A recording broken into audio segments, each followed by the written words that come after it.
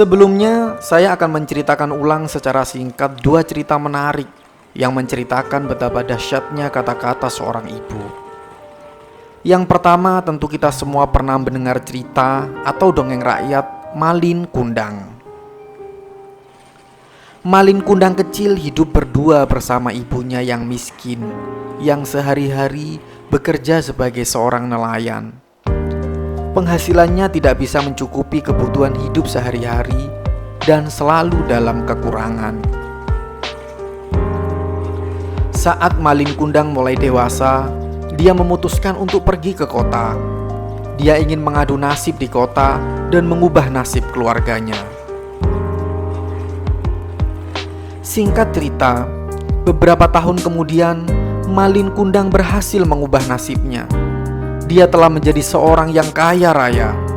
Hidup Malin Kundang tak lagi susah. Malin Kundang juga menikahi seorang perempuan bangsawan yang sangat cantik. Ibu Malin Kundang mendengar kabar tersebut dan menemui anaknya serta mengajaknya pulang. "Malin, kau pulang nak," kata ibunya. Malin sebenarnya mengenali ibunya. Namun, ia malu mengakui orang tua yang berpakaian sangat lusuh itu adalah ibunya. Dan Malin Kundang pun berkata, "Kau bukan ibuku. Kau pengemis yang mengaku-ngaku sebagai ibuku." Sungguh ibunya sakit hati. Mendengar perkataan Malin Kundang, ibunya lalu mengutuk Malin Kundang. "Hatimu sungguh sekeras batu, Malin. Maka kau aku kutuk menjadi batu. Kau anak yang durhaka," ucap ibunya. Seketika hujan turun sangat lebat dan petir menyambar. Malin pun ketakutan. Ia meminta maaf kepada ibunya, namun ibunya sudah sangat sakit hati.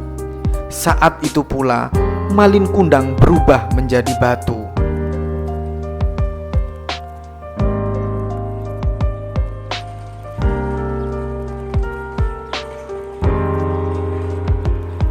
Cerita yang kedua adalah sebuah kisah nyata yang datang dari Syekh Abdurrahman bin Abdul Aziz As-Sudais yang telah banyak diceritakan dalam berbagai media.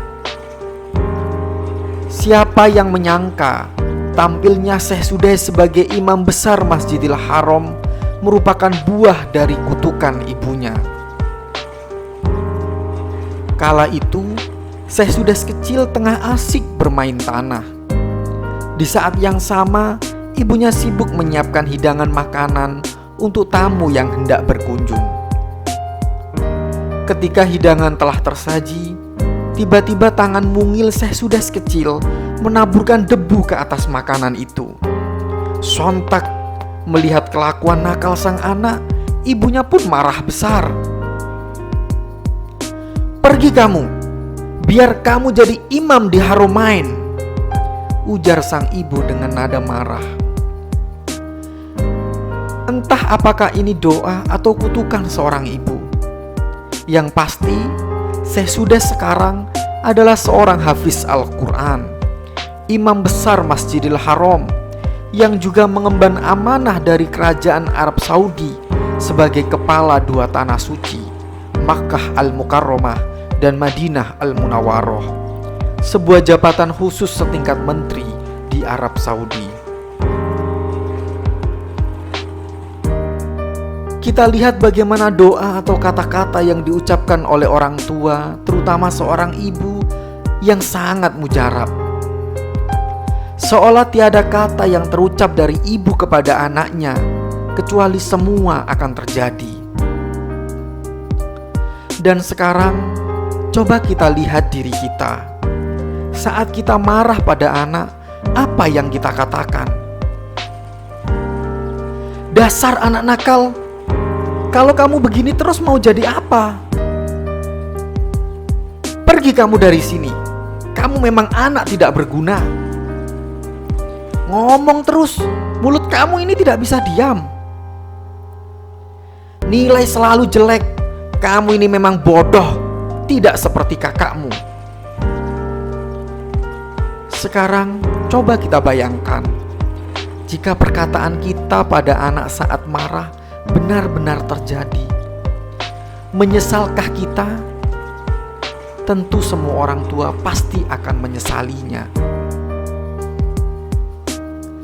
Jika kita menjadi orang tua, ingin menjadi orang tua seperti ibunya Malin Kundang atau ibunya Syekh Sudais? Saat kita marah pada anak, kita memilih kata positif atau negatif untuk menegur anak. Semua pilihan ada pada kita sebagai orang tuanya. Dua cerita di atas, yang satu cerita rakyat dan yang satu kisah nyata, merupakan sebuah pelajaran yang berharga bagi kita untuk berhati-hati dalam berucap kepada seorang anak, meskipun kita dalam keadaan marah, karena kata-kata adalah doa. Lalu bagaimana jika kita marah dan dibuat jengkel oleh anak kita karena perilakunya? Yang bisa Anda lakukan adalah pertama, ingatlah bahwa dia adalah anak kita. Bagaimanapun keadaannya, dia tetaplah anak kita. Kita harus menerima apa adanya. Kita harus mencintai dia dan dia harus merasakan cinta kita. Kemudian baru kita mendidiknya. Yang kedua, ingatlah bahwa dia masih anak-anak. Perbuatan salah yang dilakukan bukanlah kesalahan, tetapi mereka sedang butuh bantuan, sebuah didikan dan bimbingan dari kita orang tuanya. Yang ketiga, saat kita marah, aturlah nada bicara kita.